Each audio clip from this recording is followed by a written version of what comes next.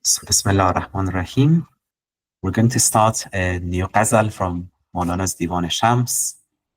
عاشقی بر من پریشانت کنم. If you're my lover, I'm going to make you distraught. So let's inshallah start this ghazal.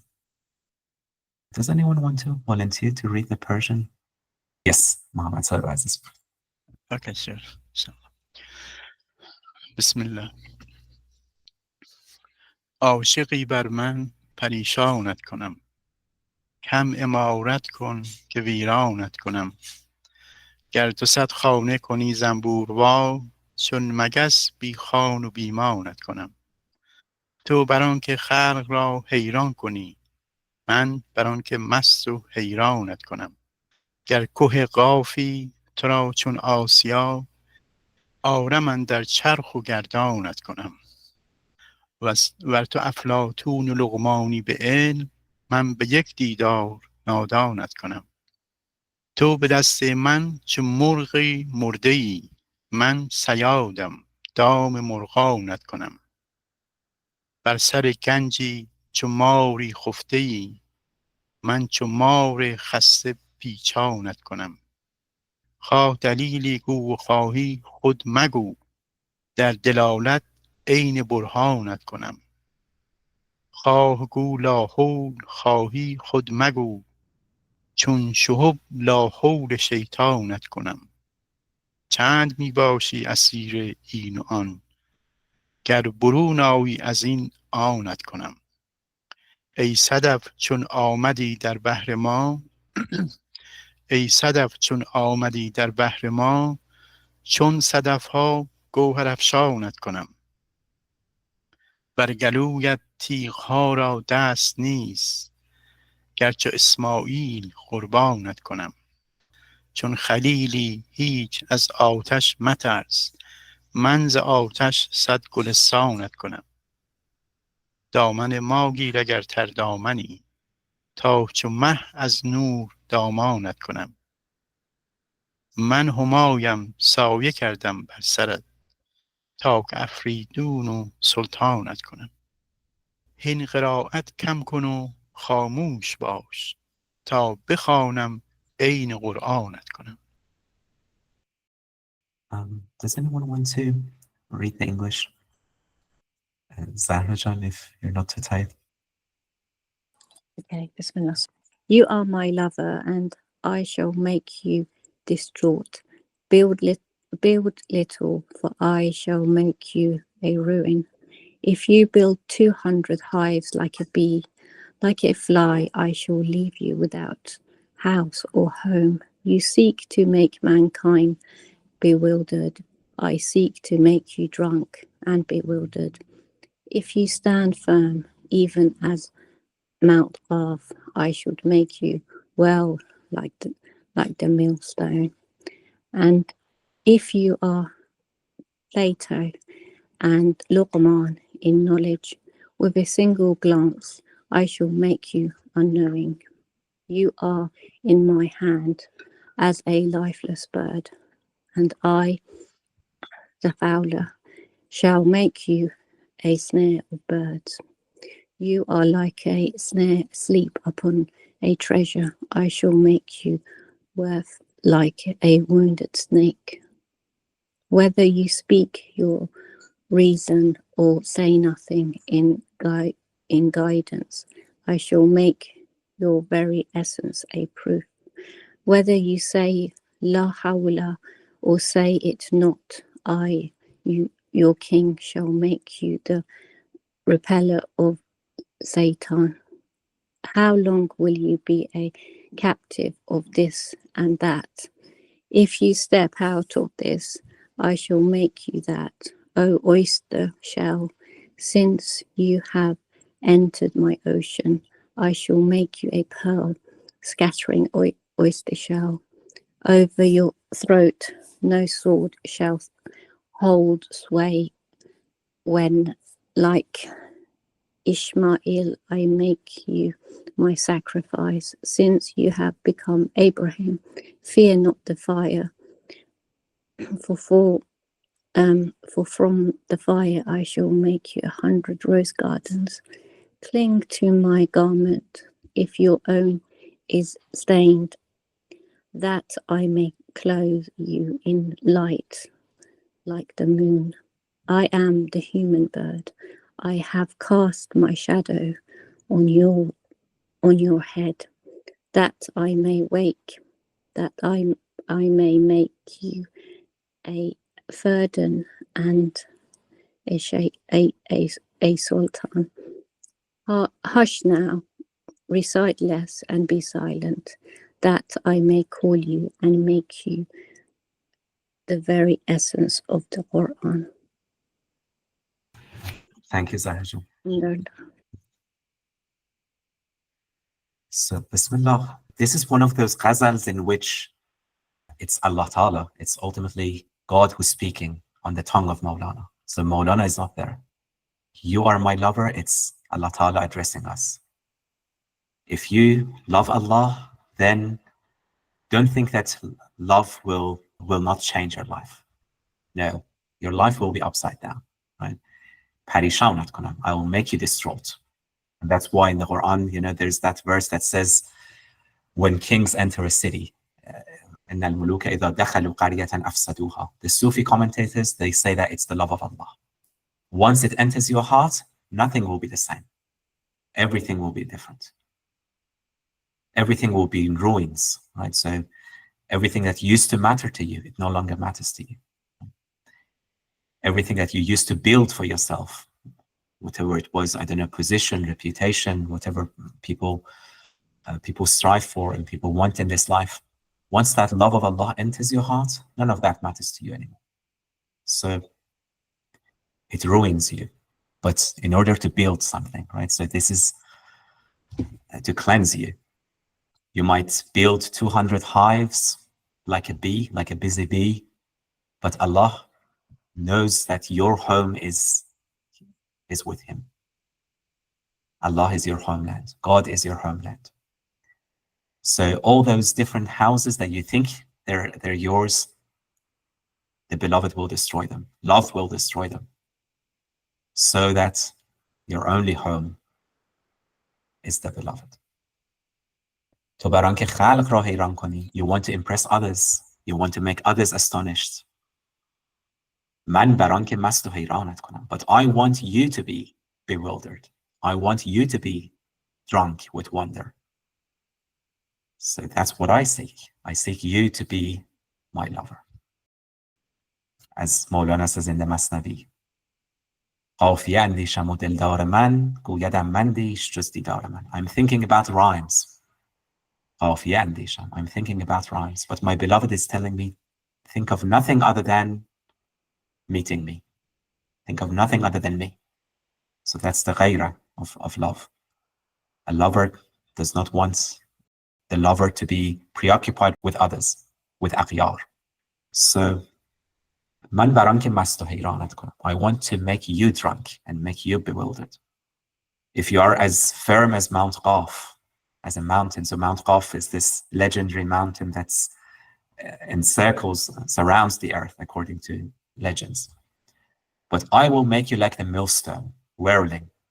If you are firm like a mountain, when love enters, you will have this joy, and then you whirl.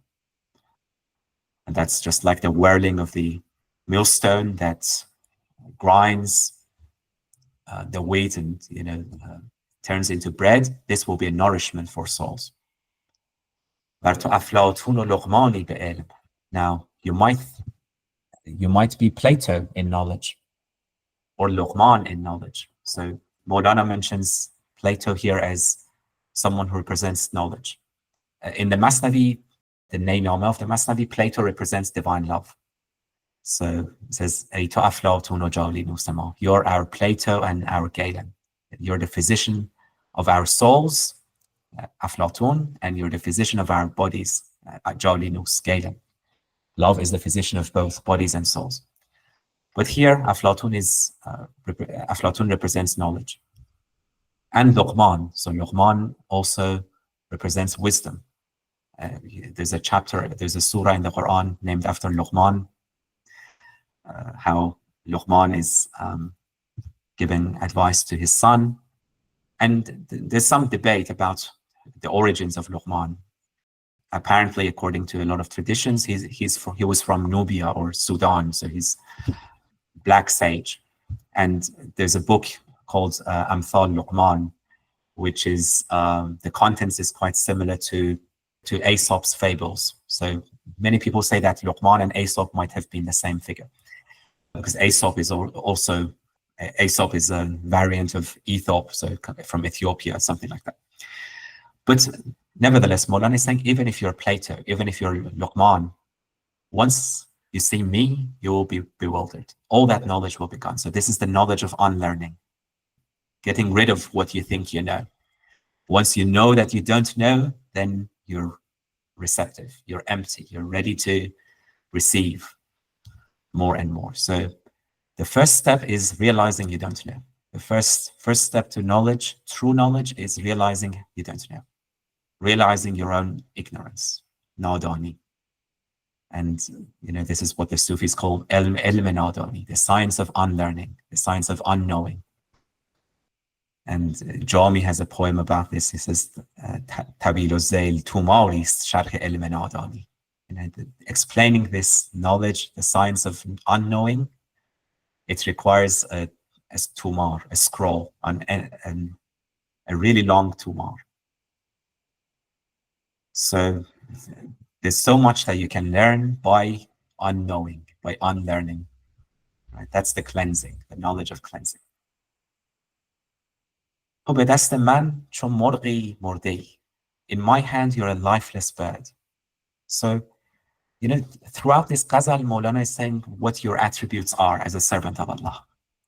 Allah Ta'ala is Al-Hayy, Allah Ta'ala is living, so you should be dead. You should be lifeless. You should not claim life before Allah. Allah Ta'ala is knowledge, Allah Ta'ala is all-wise and all Al-Alim, Al-Khabir. So you should be ignorant. You should realize your own ignorance. You should realize that you know nothing.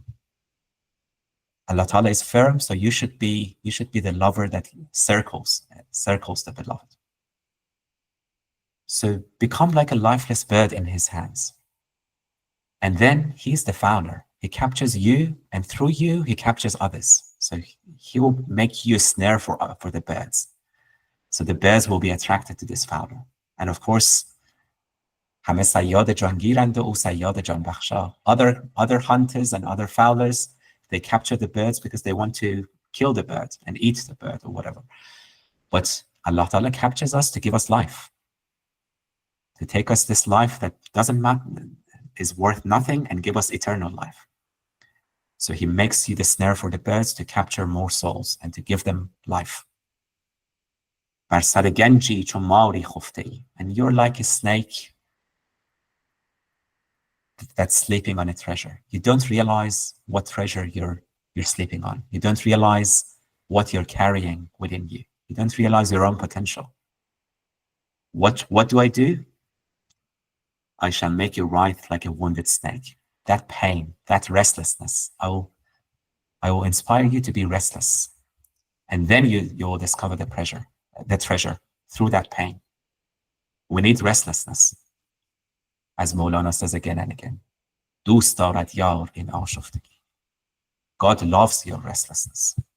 کوشش بیهوده به از خفتگی. And to struggle, even if it's futile, even if it's in vain, even if you don't reach your destination, to struggle to do something is better than doing nothing. So you need to have that restlessness. You need to have that راه بادی رفتن به از نشستن باطل. If you're in the desert, walk. That's better than doing nothing and sitting there and doing nothing. اگر مراد نیابم به قدر وسع بکوشم. Even if you don't reach your destination, at least try. At least give it a go. At least have that seeking in you and have that thirst in you. Just like a wounded snake, as Maulana says. Oh, yes, John. No, I like that analogy you gave. Like if you're in a desert, walk rather than doing nothing and thinking about the problems and consequences. Yeah. At least At least do something, yeah. Yeah. Do something. That's wonderful, mashallah. Yeah, at least do something. That's, Maulana says, as you walk, the path becomes clear. So if you're sitting there and doing nothing, the path will be dim and dark and everything will be unclear.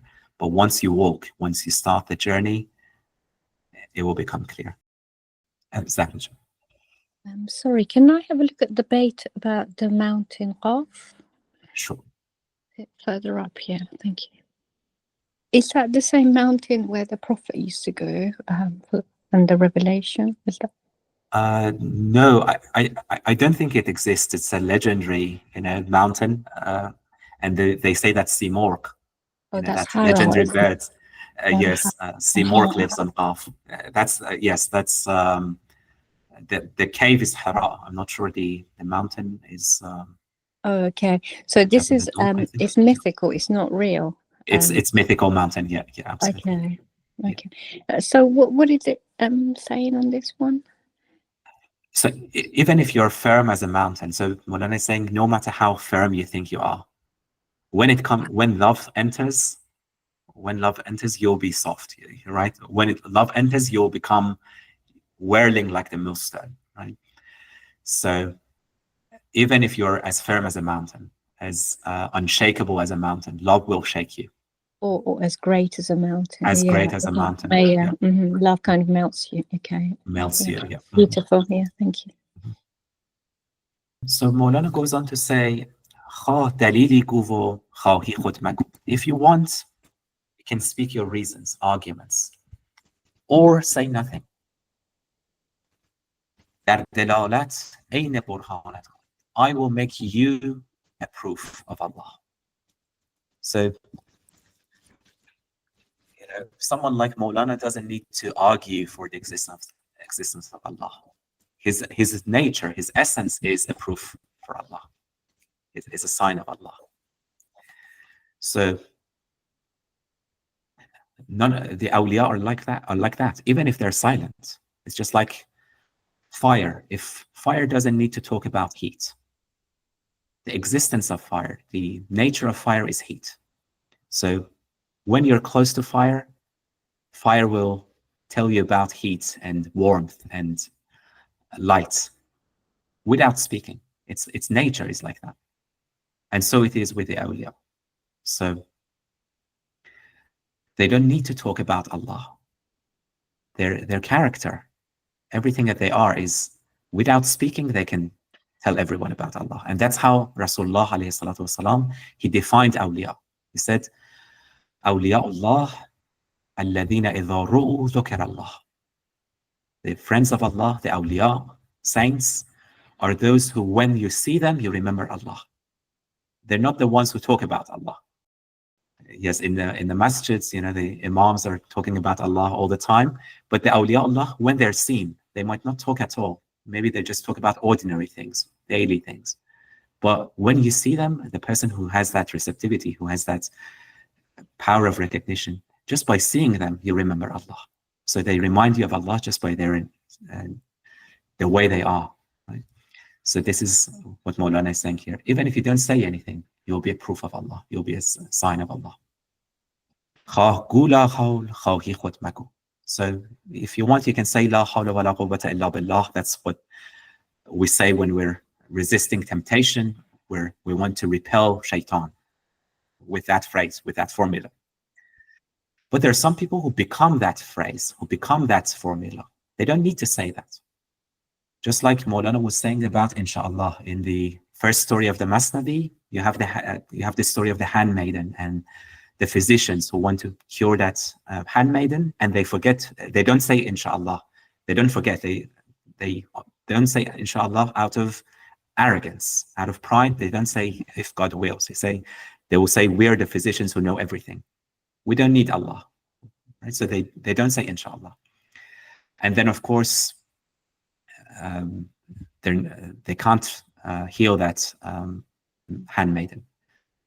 But then Maulana says, ترک استثناء مرادم قسوتی است. What I mean by not saying inshallah is the hardness of the heart. Not just not saying inshallah, not saying the words of inshallah. Because there are people who say inshallah out of habit. And there are people who don't say inshallah, but their existence is inshallah. Their essence is inshallah. ای بسا ناورد استثناء به گفت. There are those who don't say inshallah, but جان او با جان استثناست جفت. Their soul is inshallah. They're embodied inshallah. So Maulana is saying there are people who are embodied la hawla wa la quwwata illa billah. They repel shaitan. Their essence repels shaitan. They don't need to say those phrases. So I shall make you the repeller of shaitan. I shall make you la hawl of shaitan. So that shaitan says la hawl. Shaitan seeks refuge from you. Right? That's what I do to you. چند میباشی اسیر این و آن. How long are you going to be a captive to this and that? So this world is a world of this and that. Always multiplicity, always hot or cold, this or that. You know, different options, different this. And if you choose this, it excludes that. If you choose that, it excludes this. But the other world, no, there's no this and that. If you come out of this duality in this world of multiplicity, if you enter the realm of Tawheed, I shall make you that which cannot be said. Right? I shall make you that. Where there's pure Tawheed, there's pure oneness. There's no longer any distinction. There's no longer any this or that. ای صدف چون آمدی در بحر ما. And you're the oyster shell. Once you enter my ocean, I shall fill you. I shall make you an oyster shell that carries pearls and scatters pearls of wisdom. چون صدفها گوهر افشانت کنم. I shall make you a pearl scattering oyster shell. بر گلویت تیغها را دست نیست گر چو اسماعیل قربانت کنم. And if I make you my sacrifice like Ismail, then, because, Sayyidina Ibrahim and Sayyidina Ismail, right? So Sayyidina Ismail surrendered and said, do what you're commanded, my father. I'm surrendered. You will find me among those people who are patient. Now, when Sayyidina Ibrahim, he wanted to sacrifice his son, the blade, the knife wouldn't cut. The knife wouldn't cut. Because Allah Ta'ala doesn't want that. Allah Ta'ala doesn't want blood. Allah Ta'ala doesn't want bloodshed. Allah Ta'ala wants the surrender. Wants the heart that's surrendered to Allah. And it was a test. Right? It was a test. So once you surrender your heart to Allah, then those knives, those blades cannot cut you anymore. Once you surrender, yes, those knives are there, those hardships are there, those difficulties are there, but they don't cut you anymore. They don't harm you anymore, because you're in surrender, you're in taslim. So that's the message of the sacrifice. Once your heart is in taslim, nothing can harm you. If you're Ibrahim, if you're Khalil, if you're an Khalil, literally the intimate friend, right? Once you're Khalilullah, once you're Ibrahim, the fire of Nimrud will not hurt you. The fire will be cool and bardan wa salama, cool and peaceful to you. It will no longer burn you. None of these hardships will burn you. If you have the nature of Ibrahim in you, if you have the nature of Khalilullah in you, nothing will burn you, nothing will hurt you. Not only that, it will become a rose garden.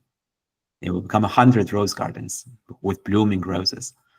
It will become joy, an occasion for joy. So these people who see, joyful in what appears to be hard situations, how is that possible? Because their hearts are in taslim, their hearts are surrendered to Allah. Just like Sayyidina Ibrahim and Sayyidina Ismail. دامن ما گیر اگر تر دامنی. And if your تر دامن, if your garment is stained, you might think I'm defiled, I'm sinful. But once you cling to my garments, to the garment of love, it will all be cleansed.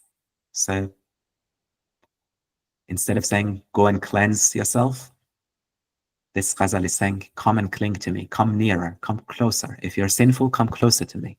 I will not only cleanse you, I will make you a robe, I will clothe you in light. I will give you a garment of light, just like the moon that borrows its light from the sun. You will borrow my light. I will clothe you in a garment of light, just like the moon. And I am that Homa bird. So Homa bird, again, it's a legendary bird in Persian mythology. It's a bird that it's always flying, and it doesn't touch the ground in a sense.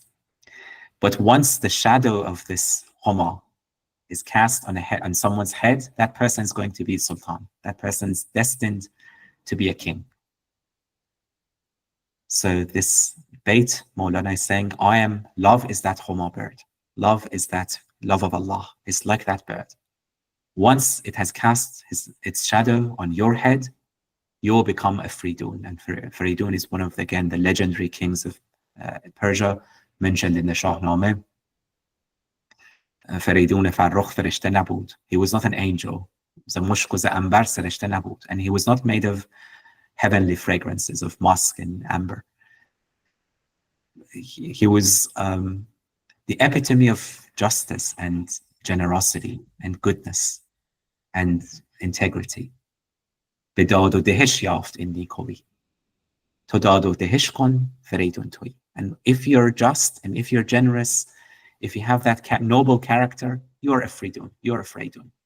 So that's what love does to you. You'll become a sultan, a sultan of your own desires, a sultan of your own nafs. You'll become a king of yourself. You'll master yourself. And so once, the shadow of the bird, that Homa, it will make you a sultan over your own self. A lot of people are ruled by their nafs instead of ruling their nafs. But you'll become a Feridun, you'll become a sultan. And ultimately, the last verse it's always about silence, right? So Maulana is saying, Hin qira'at kam kun o khamush bash. Recite less. Again, reciting. When it's like reading books, going outward. Be silent. For a moment, go within. Be silent. Recite less. Be silent. And then I will call you. I will call you, and I will make you the essence of the Quran. I will make you the Quran, the embodiment of the Quran. So this is what Maulana is saying. It's possible to not only read the Quran, understand the Quran, but become the Quran, embody the Quran. In another ghazal we were reading, Maulana said to Husamuddin Chalabi, Sipare be kaf dar chelle shudi. You're holding the 30 chapters of the Quran, and you've entered the retreat, a spiritual retreat. And then Maulana says to him, he says, Sipare manam, tarke chelle kon. I am the Quran. I am the living Quran. So leave your retreat and come back to me. Come back to me. So the awliya Allah, they can become the embodiment of the Quran. And ultimately Rasulullah sallallahu alayhi wa sallam. And that's why when they asked Sayyidah Aisha, what was Rasulullah like? They asked her, what was he like? And that was her answer. أما تقرؤون القرآن? Don't you read the Quran? كان خلقه القرآن. His character was the Quran. So he was the embodiment of the Quran. And Maulana is saying, love, that's what love will do to you. Love will make you the Quran, the living Quran, the embodiment of the Quran. Yes, Jod. Yeah, in previous debates, Maulana referred to the saints like their presence itself. Their presence itself is a sign of Allah, and as Rasulullah said, when you see an awliya Allah, you remember Allah. And that's where I connect to this debate also, like be a Quran, walking Quran. Yep. As you can say, assimilate Quran in yourself. And, there was a saint in India called Moinuddin Chishti rahimullah. He said that he did nothing to convince people to Islam. Despite he just lived his way. Yep. He traveled from Baghdad. He traveled from Dhaka, Bangladesh, to Ajmer, Rajasthan, and And during his travel, Mhm. around 90 lakh people converted to Islam, came into Islam. Mhm. Mhm. Just seeing his character and Mhm. he was celebrated. He celebrated till now. Mhm. Mhm. Yes, yeah, absolutely. Many, Absolutely. what I reflect on this is that Mhm. love and character has attracted more people towards Islam rather than war and bloodshed, I think. 100%. it- Allah, indeed. And there's this saying that call people to Allah, but not with your tongues. So a lot of people, call people to Allah, quoting the Quran, quoting Hadith, lectures. But if that's not embodied in your character, all of that is useless, right? If you talk about patience, but you lose your patience the moment something goes wrong, or you talk about gratitude, but you're not grateful yourself. So yeah, the path is embodying patience in yourself, embodying gratitude in yourself. Otherwise, if you're just talking about them, reading about them, lectures about them, it's just theory. If it's not realized in yourself. Yeah, I remember of a story of a saint. Mhm. A mother came to him and asked him to complained about his son, that his son eats a lot of sugar. So Mhm, mhm, please tell him to not to do this. mhm, The saint said, come a week later, I'll tell mhm. you. And Yeah. when she returned a week later, then he called his son and said that don't eat sugar and such thing, Mhm, And mhm. his disciples asked him, why did you take 1 week to just say one Yeah. thing? So he said, I had to correct myself. Then Mhm, mhm.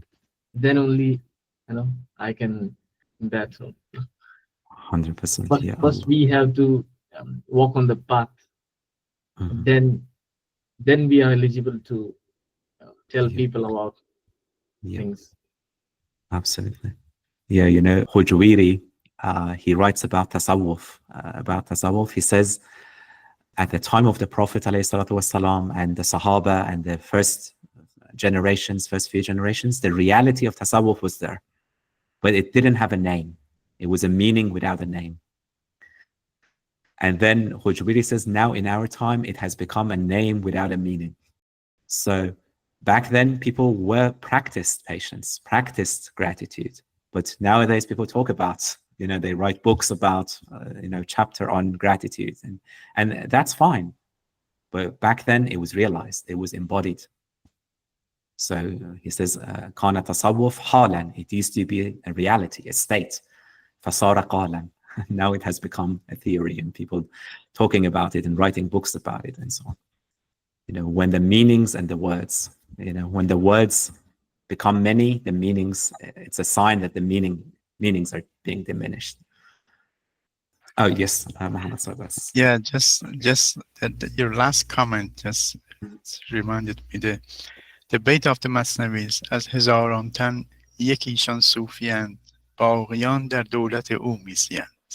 Thousands of we have the name of the tasawwuf Sufi, but maybe out of these thousands, one you can find one real Sufi. Real Sufi. Other one is they're using their, abusing their name and using under their name. That's under their, umbrella. Just living. Yes. Thank you.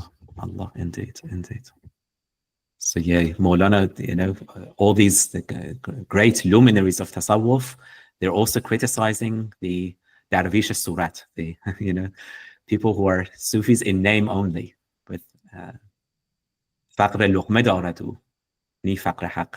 They're poor they're there for the luqma, they're there for loaf of bread. They're not for Allah. They're not there for Allah.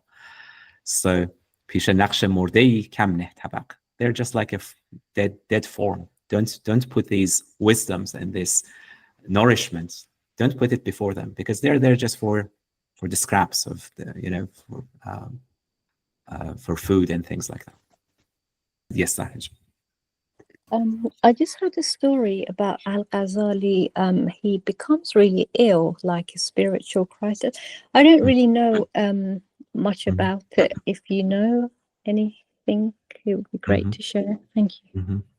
Oh, I just know that, yes, he went through that crisis of, yes, I know all of this, but have I realized it in myself? Am I sincere?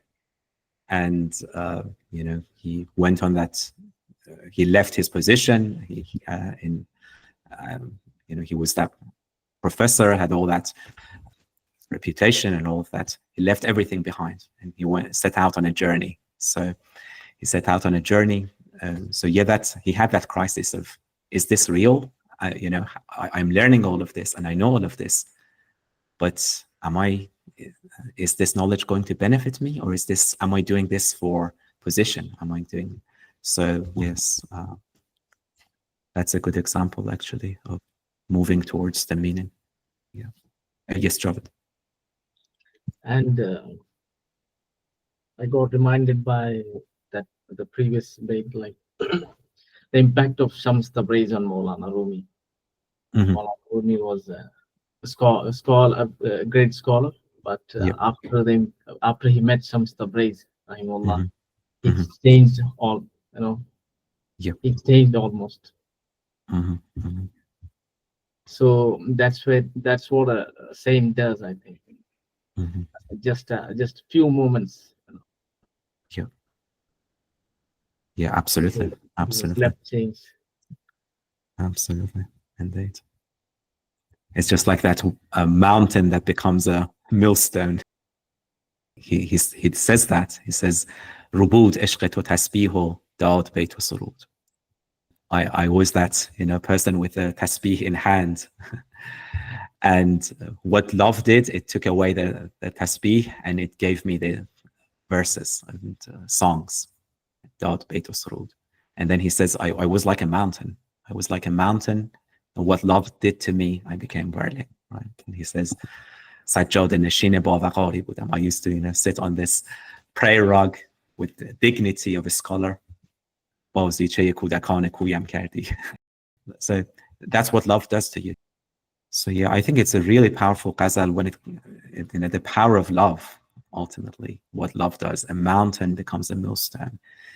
No matter how defiled you are, you'll be cleansed and you'll have a clothing of light.